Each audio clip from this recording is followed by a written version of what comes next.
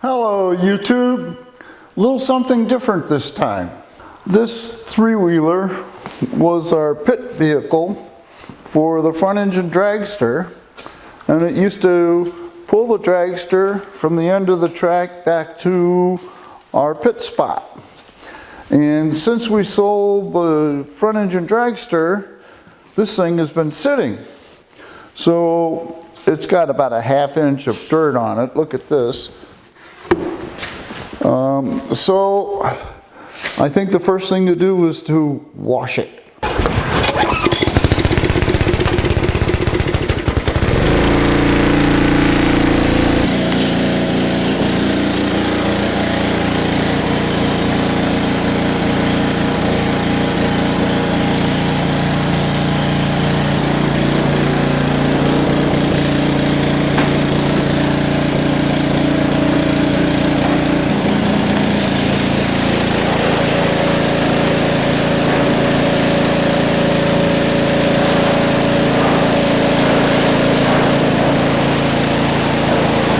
Let's get rid of some of this bad gas.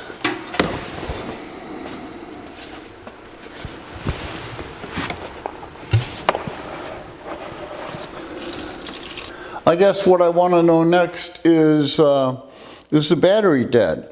So let's get the battery out of here.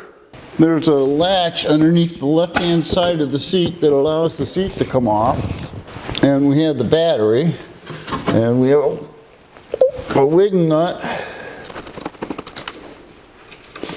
We take that off. And we take negative off first, even though this battery is dead as a doornail. And lift the battery out. So it looks like this battery was new 2019. It's probably dead. Well, let's put it on the charger and see what happens. We say there's 5.7 volts there. It's 5% charged. And we'll charge it at 2 amps so we don't burn it out, and come back and check on it. So it looks like it's taken a little bit of a charge.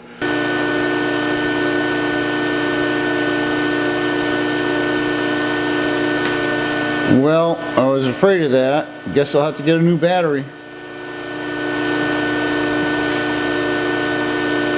Just to identify this vehicle, this is a Honda ATC200M 1985 model. To remove the fuel tank, the first thing you want to do is make sure your shutoff valve is in the off position. In our case, we've already drained the tank, so it doesn't make any difference. And then we want to take the fuel line off, and there may be some gas in there, but now we can take the tank off. There's a 10mm bolt right here that we have to take off. This ground wire is something I've added for lights on the vehicle. You won't have that ground wire there. And then you just lift up on the tank and it comes off. We put the bolt back in place so we don't lose it. Now let's take the air box off.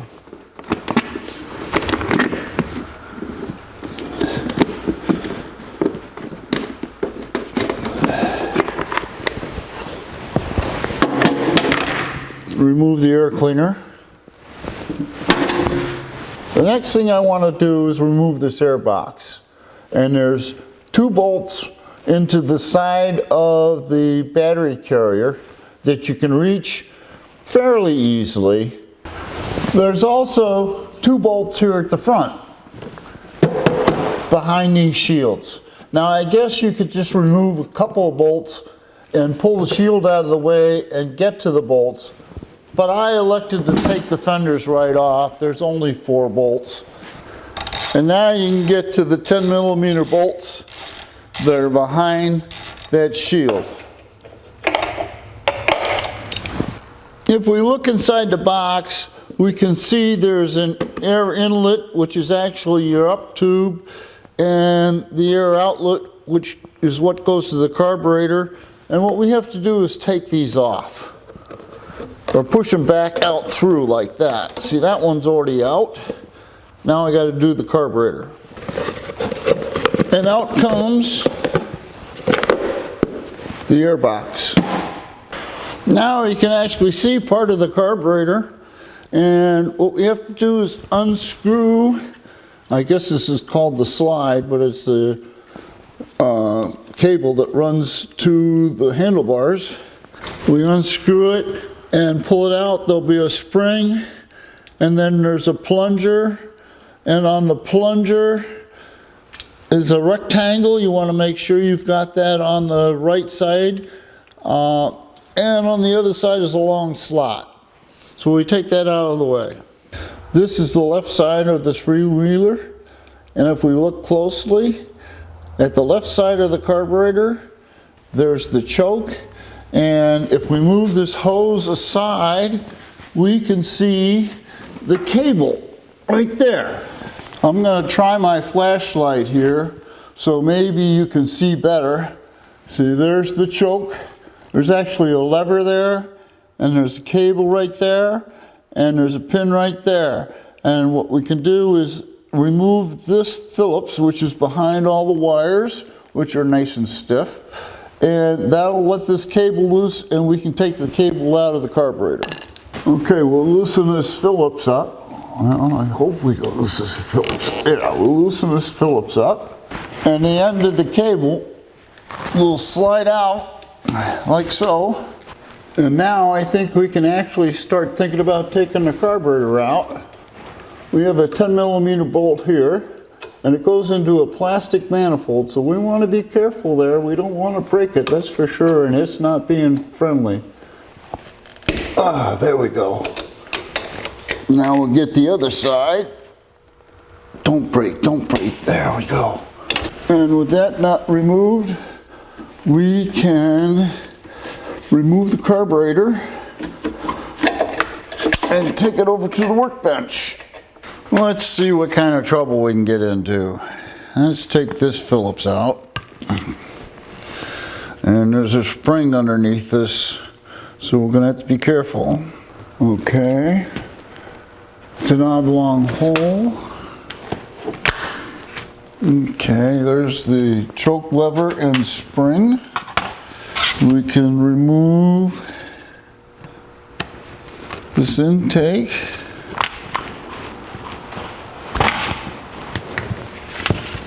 Little jet here. We've got an O-ring here. We got a fuel line here.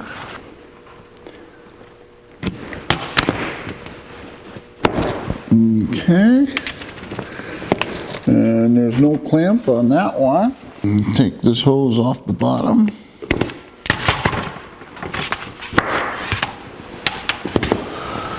Now we're down to the carburetor. Let's remove these Phillips. They had an O-ring on the inlet, so there's no reason why this shouldn't be an O-ring also.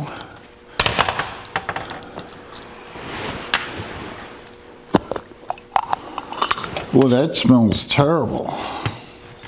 And it is an O-ring. All right, they're smart. Phew! Carefully remove the O-ring. Let me pop out this pin here.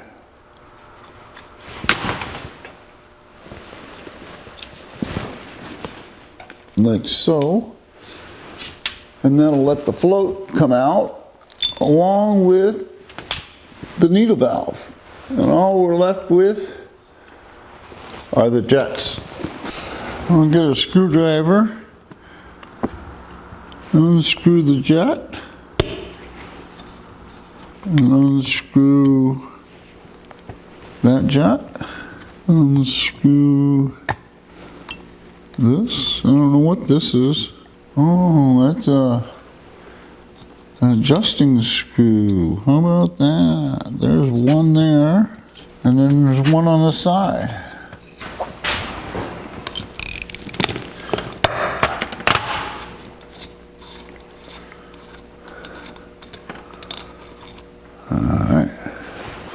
Let's start cleaning these parts up.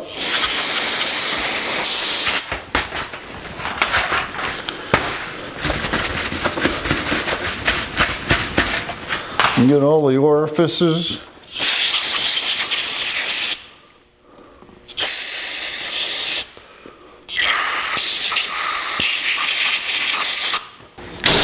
Give it a nice blow off.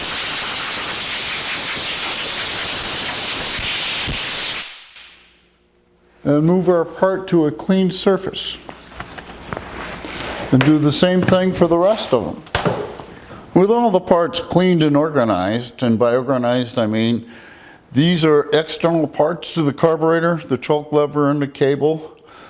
These are overhaul kit parts. These are the parts that were removed from the carburetor. I've laid them out so that they correspond.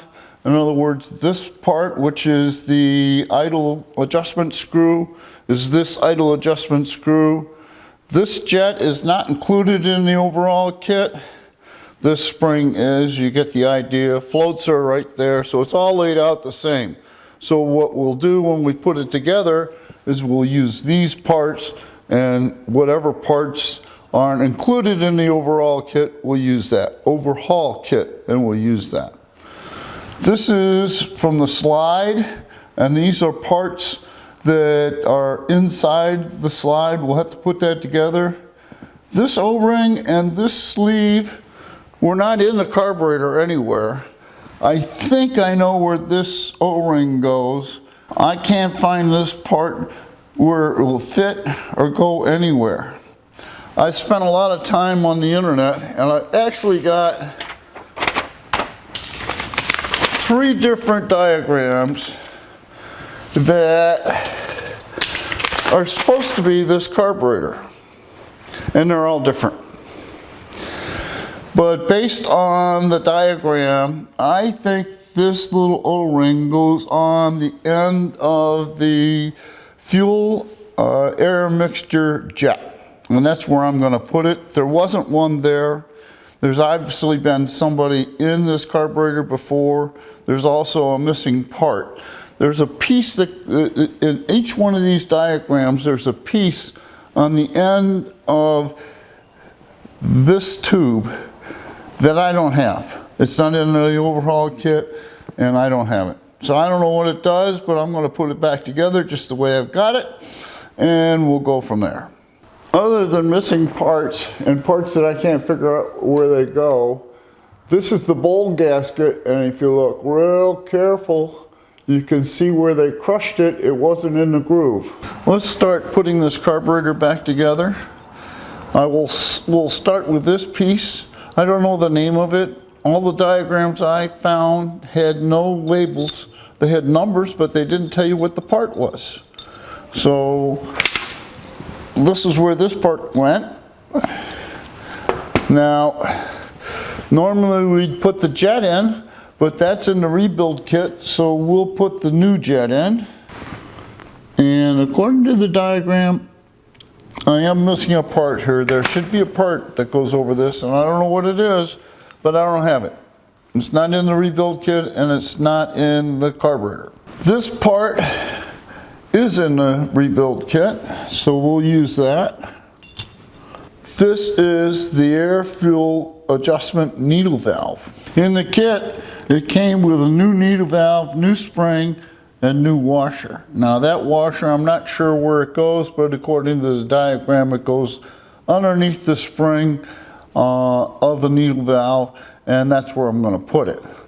Now this little O-ring here, it wasn't in the carburetor, but I believe it goes on the end of this needle valve. The diagram shows it there, and it fits.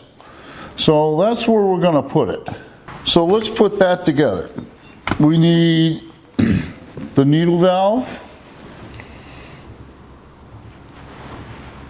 the washer,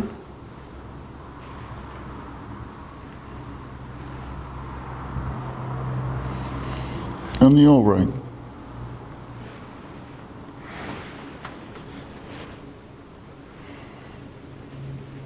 And it fits. So I think that's the way it goes.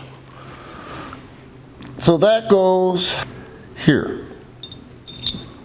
Now the reading says that what you're supposed to do is gently seat it. Okay, that's seated, and open 2 turns. Half, 1, 1.5, 2. This needle valve needs to be adjusted after we get it warmed up. If it backfires through the intake, we're too thin. If it backfires through the exhaust, we're too rich. Next, we'll put in the idle adjustment screw, and that's this screw and this spring, which came from the carburetor. We'll discard those and use the new ones from the rebuild kit. And that screws in right here. Now, I got no advice on where to put that.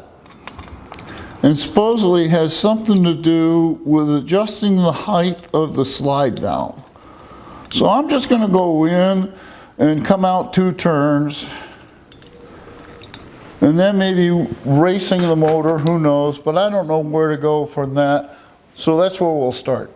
Next, I think we should put the float assembly in. That goes right here.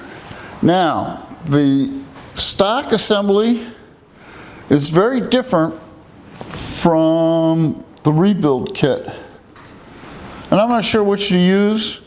I've had bad luck using new parts that aren't the same. So I think, because I can find nothing wrong with this, I'm going to use the old float and needle valve. So the needle valve slides onto the float like so, and it just stays there. And you lower that into its seat like so, and take the little shaft and slide that through to hold the bolts in place. So we didn't use these pieces from the rebuild kit. You take the bowl, and I think this is just drain for the bowl. This little O-ring that's on here is not the size of the little O-ring that I put on the needle valve. So I have to reuse the old one, and I think it's just a drain. So it gets screwed all the way in. So I'm going to leave that seated just like that. Now we're down to where they had a problem, and that's with their old gasket. We need to put the new gasket in, and we need to do it without doing what they did, which was crimp it. And this may be harder than it looks. There we go. Now all we got to do is put the carburetor on this without disturbing that. And it goes like this.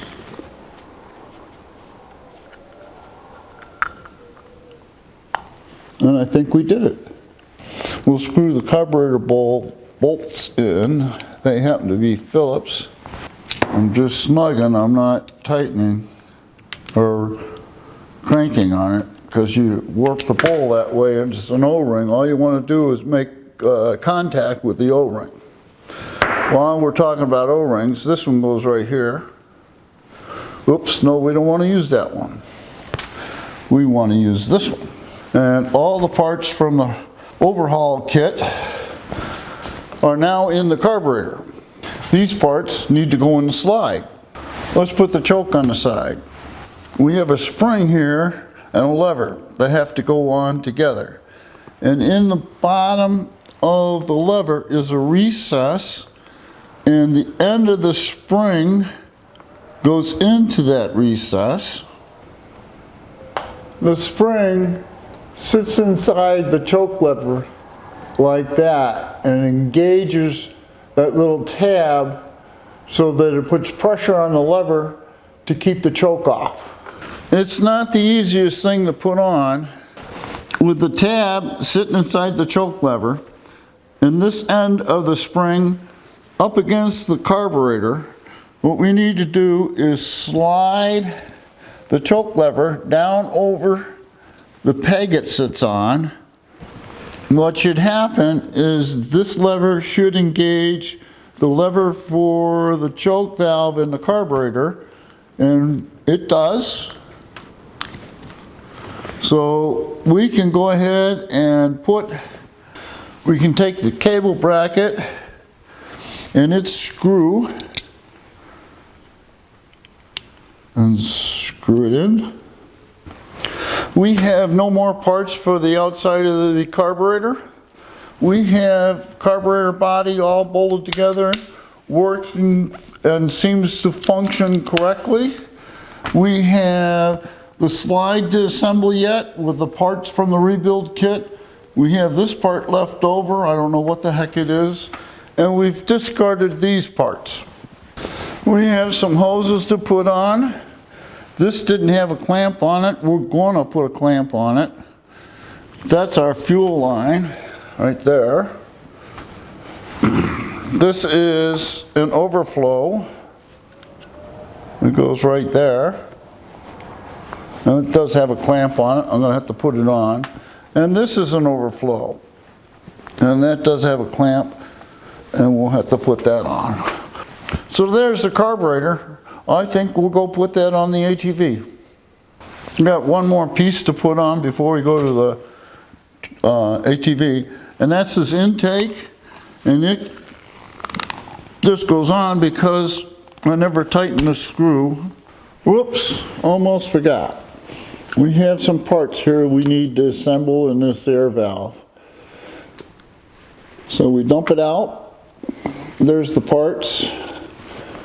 We got a needle valve which must determine how much fuel is coming in, and a new one, and there's a clip on the end of the valve, this needle, and we got one that's in the kit, and this one is in the second groove from the bottom, so we're going to put it in the same spot.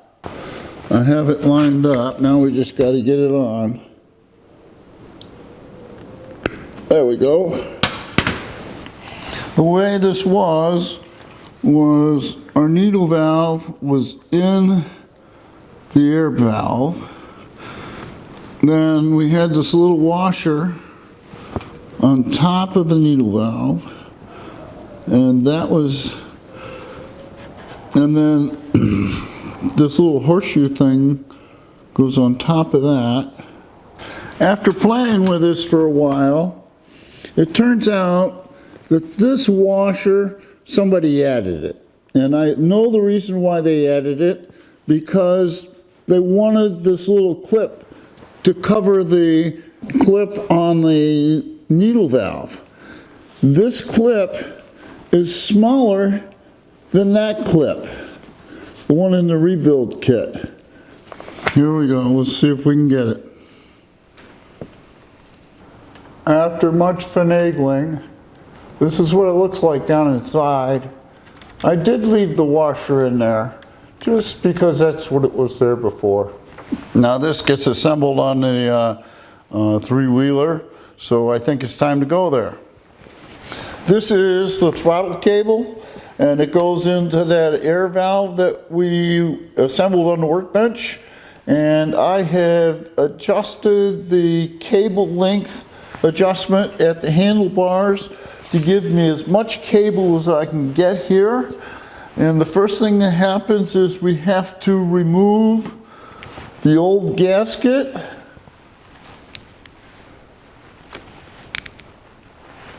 And install the one from the kit. The next thing that happens is the spring goes on.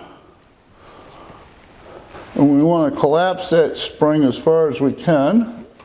This was not easy. And I finally resorted to putting a pair of vice grip as gently as I can on the cable and squeezing the spring in, and giving us as much throttle cable as possible in the adjustment on the handlebars.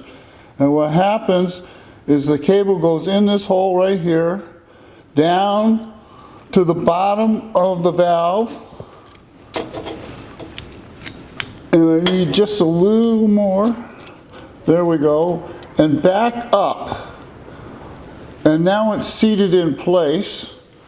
And we can take the vice grip off and carefully let the spring go down into the valve, and that will hold that little clip in place. I'll take a flashlight and I'll look down inside just to make sure it's there, and it is. I'm going to put a little anti-seize on these studs in this plastic manifold so that the next time we want to take the carburetor off, the nuts will come off. This is kind of a tight operation here, but it does fit because I took it out. But we'll go in here like this with the carburetor. Come on, carburetor. Like so. We're close. And we'll get this one stud on. And then we'll put the other one on. And the carburetor slides up. And we can put the nuts on. There's one. I'll get the other side. So it's a 10mm wrench. And we obviously don't want to break the plastic, so we just snug it up. The next thing to put on is our throttle cable, and when we put it in, we want to make sure that this slot, the short rectangular slot, is to the right, because that's the ramp that the idle screw works on. So this slides in here, tighten down the top so we don't have a leak. And who knows where the throttle's set at, because I adjusted it all the way off. But the idle screw should give us enough adjustment to get it to run.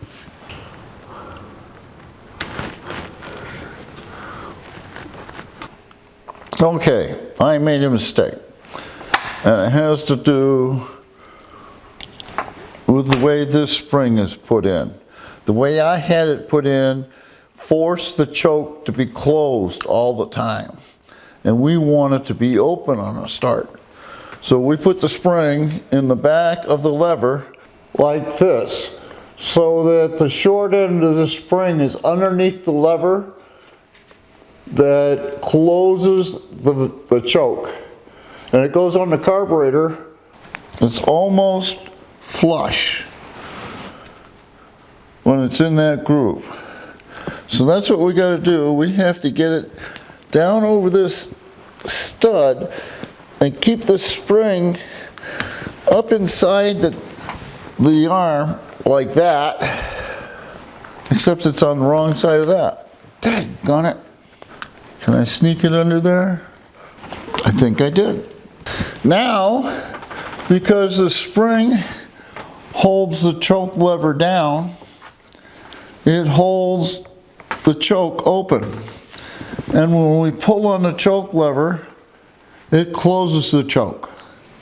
So we can put this back on the three-wheeler now. And what we're going to do is slide that end of the cable.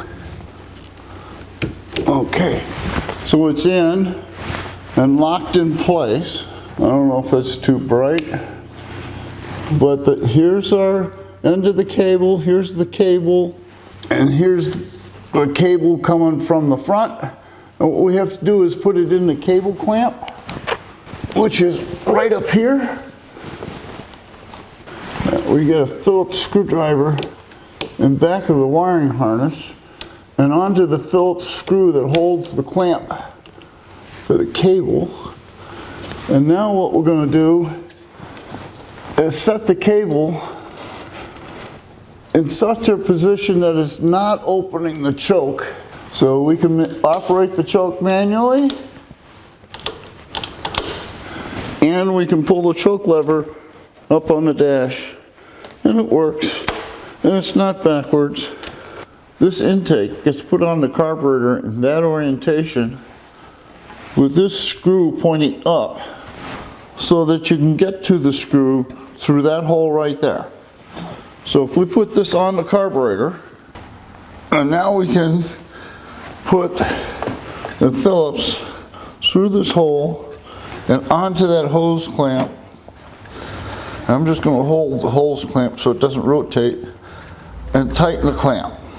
And there we are, tight. And now we can put the breather box in. This is not as bad as the carburetor, but almost as bad. We got to get it down in here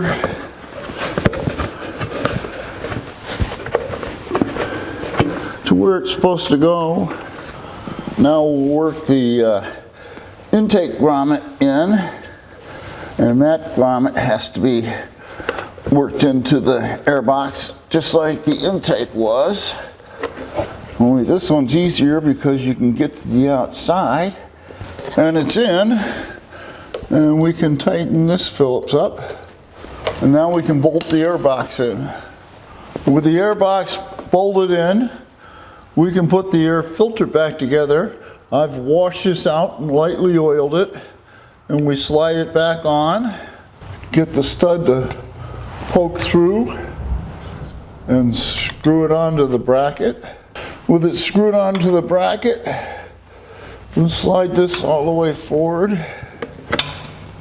like so, and tighten this Phillips, and we can install the air filter.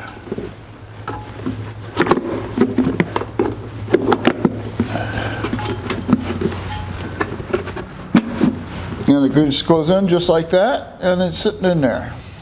I'm not going to put the cover on because we don't need the cover for it to run.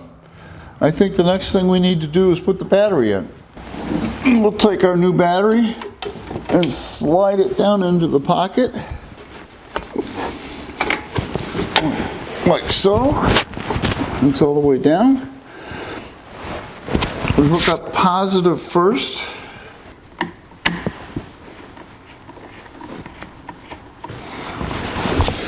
Now we hook the negative up, and we should have juice to the starter, but I want to change the spark plug first. Let's take care of the spark. We need three things. We need fuel, timing, and spark. And I'm not going to play with the timing because I know it's okay, but we are going to change the spark plug. Take a look at it, and it is really black. What I have here is a feeler gauge for 25 and 27. So if the spark plug goes in on the 25, and it does, and doesn't go in on the 27, that means I'm somewhere in between 25 and 27, which is 26, and I think that's fine. We'll put a little anti-seize on the thread so we don't tear up the aluminum, and screw it in. You don't crank down on spark plugs too much, you just want them snug. And we want to put the spark plug wire on, make sure it's tight. We've taken care of spark. Let's finish the fuel. We did carburetor, air cleaner. We need a fuel tank.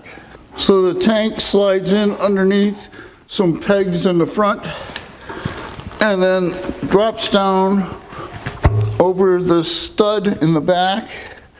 And I have this ground wire that goes there. There's supposed to be a bracket here, but it's missing. And we'll tighten this 10mm bolt.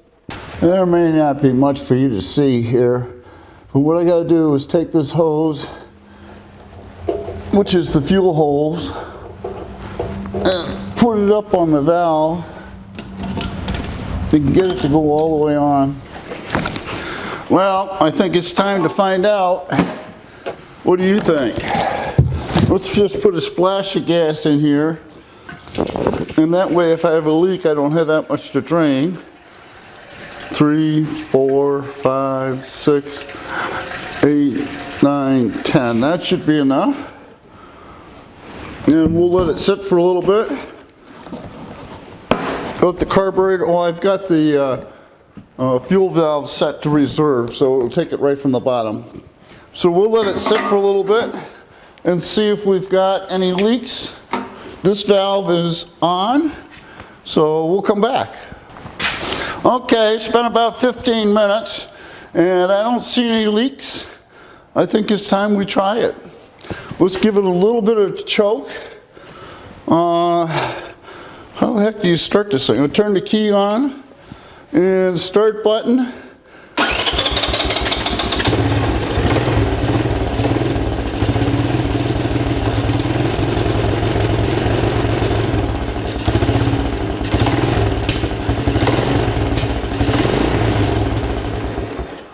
Okay, two things right off the bat. We got some backfires coming out the exhaust. That means it's too rich, and the idle is too low, so we need to raise the idle. On the right side of the carburetor is the idle adjustment screw right there, and we'll go in a half a turn. And we'll see what that does. This is the location of the air fuel mixture screw. I can't even show it to you on the camera, let alone do the adjustment. Well, you can see me. I have turned it back a half a turn. That means that I leaned it out a half a turn. Let's see how that works. This is try number 2. Let's push the choke in, and let's see if it'll start.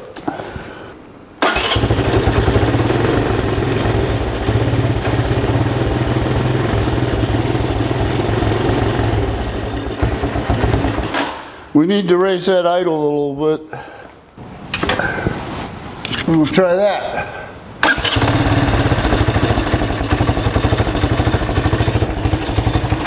Still backfires through the exhaust a little bit. I think we can lean it out a little bit, and I think we can raise the idle a little bit.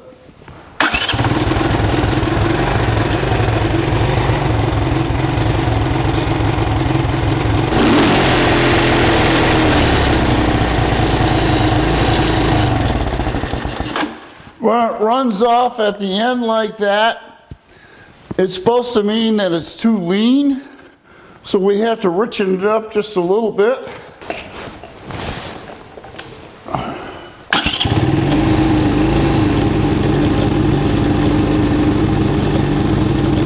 Okay, still backfiring through the intake a little bit. That means it's still too lean. We'll run that air fuel adjustment valve out, another little quarter turn.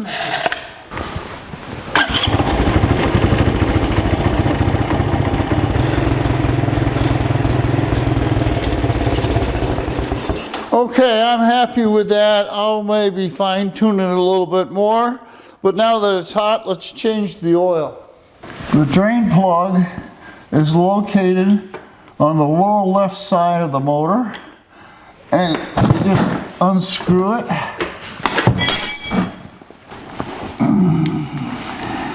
And you just unscrew it and take the spring out, and then there's a screen in there. So here's our spring and the screen, and we got to clean that screen. So the screen goes onto the spring like that, and the spring and the spring slide up into the hole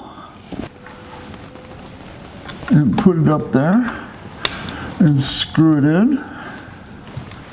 Now we got to put some oil in it. All right.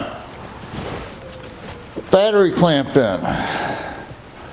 Top to the air box in. It's getting to look like a ATV again.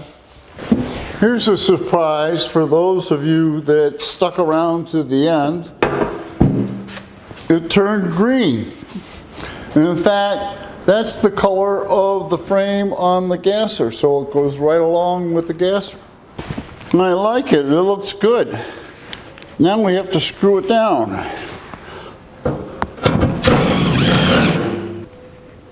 What happened? The lights went out. Better turn some on. It's one more surprise for everybody that hung around. Aside from the two surprises, the lights underneath and the green box on the back, what we really need to know is, does it run? So let's turn it on. It's cold. Let's turn it on and push the start button. I guess it runs. Responds to the throttle real good. And it moves. So I think we accomplished what we set out to do. If you enjoyed this video, there will be more.